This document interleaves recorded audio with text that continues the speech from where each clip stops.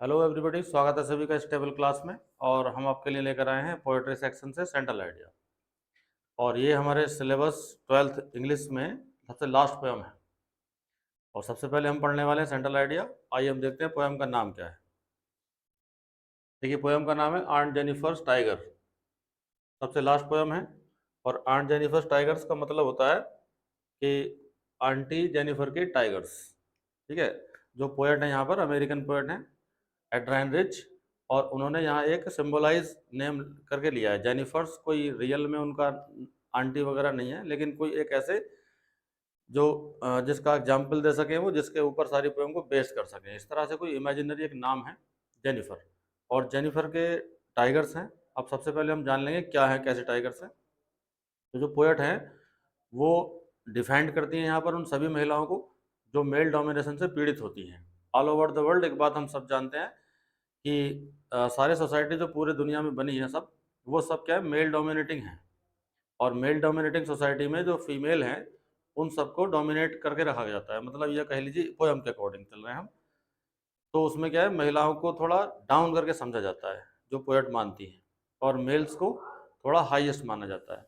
उसी पर ये सारी पोएम को जो महिलाएं हैं उन सब की तरफ से आवाज़ उठाते हुए पोएट ने यहाँ लिखा है। और देखिए सेंट्रल आइडिया हम कैसे क्या बातें की हैं उसमें सब देखते हैं।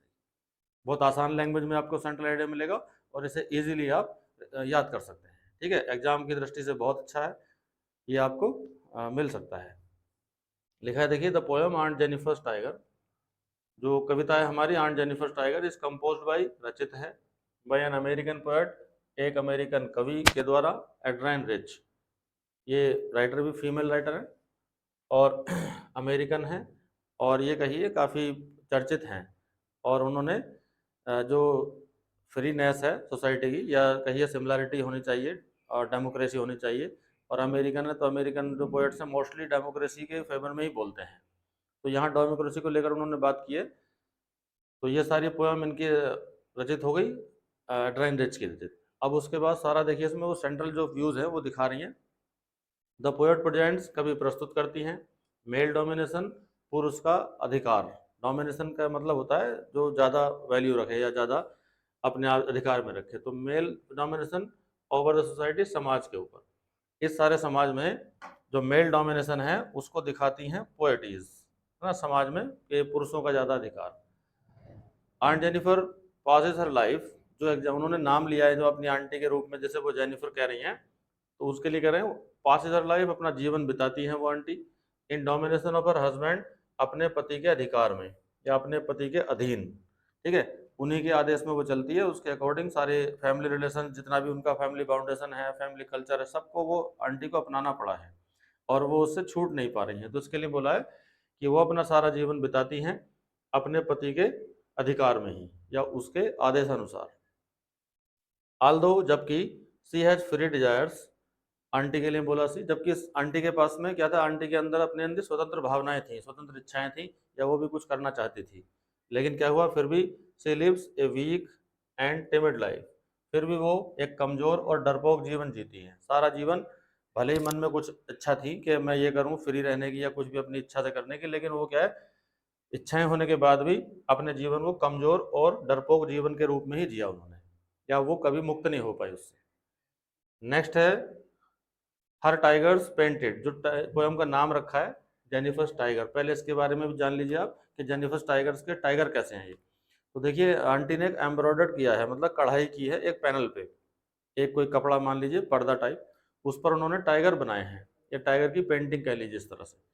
तो वो बनाए हैं, उसी पर आधारित पोएम लिखी है कि टाइगर जो होते हैं वो स्टेटली, स्ट्रांगनेस, इन सब का ऐसे कहिए रिप्रेजेंट करने वाले हैं, या वो बहादुरी को रिप्रेजेंट करते हैं और किसी का दमन स्वीकार नहीं करते। ठीक है, तो टाइगर का मतलब यहाँ जो आंटी है उसकी इच्छाएं हैं। जो टाइगर रिप्रेजेंट करता है वो आंटी की इच्छाओं को रिप्रेजेंट करता है कि अंदर तो उसके भावनाएं थी टाइगर्स की तरह जीने की, फ्री हैंड, लेकिन क्या है, मेल डोमिनेशन, उसके हस्बैंड का डोमिनेशन उसे इन बातों के लिए मजबूर कर दिया कि वो जी नहीं पाई इन सबको। उसके लिए हम बात कर रहे हैं।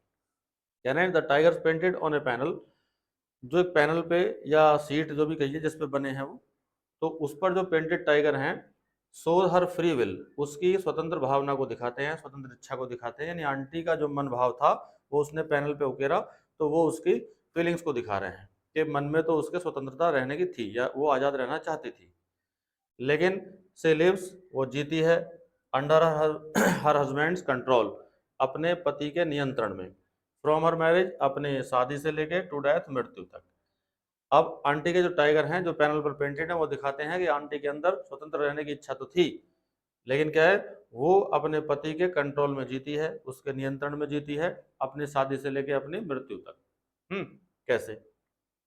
इवन आफ्टर बिकमिंग ओल्ड, प्राय बूढ़ी हो जाने पर भी, जब आंटी बूढ़ी हो गई है तब भी क्या है, सी डिडंट गेट फ्री, वो मुक्त नहीं हो पाई, बूढ़ी हो जाने पर भी मुक्त नहीं हो पाई, फ्रॉम हाउस होल्ड ड्यूटीज, अपने घर के कर्तव्यों से। शादी होने के बाद एक महिला को कुछ ड्यूटीज दे दी जाती हैं कि तुम्हें ये बाउंडेशंस में रहना है, इन संस्कारों का पालन करना है, ये परंपराएं अपनानी है, ये संस्कार अपनाने हैं, उन सब से वो अपने आप को मुक्त नहीं कर पाती। ठीक है, आंटी बूढ़ी होगी तब भी।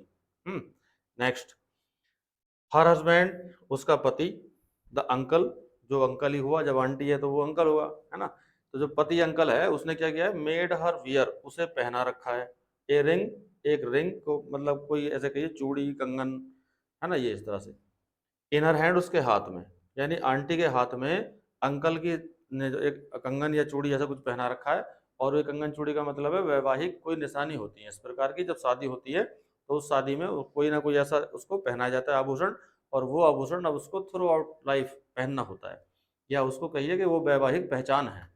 तो आंटी ने ऐसा कुछ चूड़ी या कंगन कुछ पहन रखा है हाथ में। सी वियर्स, वो उसे पहनती है, दिस रिंग, इस कंगन को, चूड़ी को, टिल हर डेथ, अपनी मृत्यु तक, यानी जब तक वो मर नहीं जाती, सारा जीवन भर, शादी से लेके वो मृत्यु तक इसे पहने रहती है।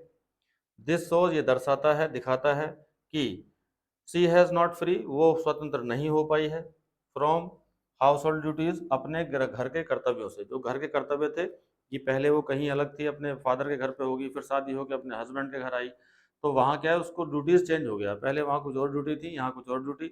और अगर एक प्रकार से सोचा जाए तो जो फीमेल है वो स्टार्टिंग से लेके लास्ट तक वो बाउंडेशंस में ही रहती है। ठीक है, अगर आप जनरली भी देखें तो अपने पिता के घर वो अपने पिता के कंट्रोल में है, फिर हस्बैंड के कंट्रोल में है, और जनरली ये देखा जाता है कि जब वो बच्चे हैं आगे फिर उसके फिर वो बच्चों के कंट्रोल में है। तो एक तरह से राइटर ने यहाँ पर सभी महिलाओं की पीड़ा व्यक्त की है कि वो डोमिनेशन से बाहर ही नहीं आ पाती, अपनी इच्छा से वो जी ही नहीं पाती। तो ये इस सेंट्रल आइडिया का सार है।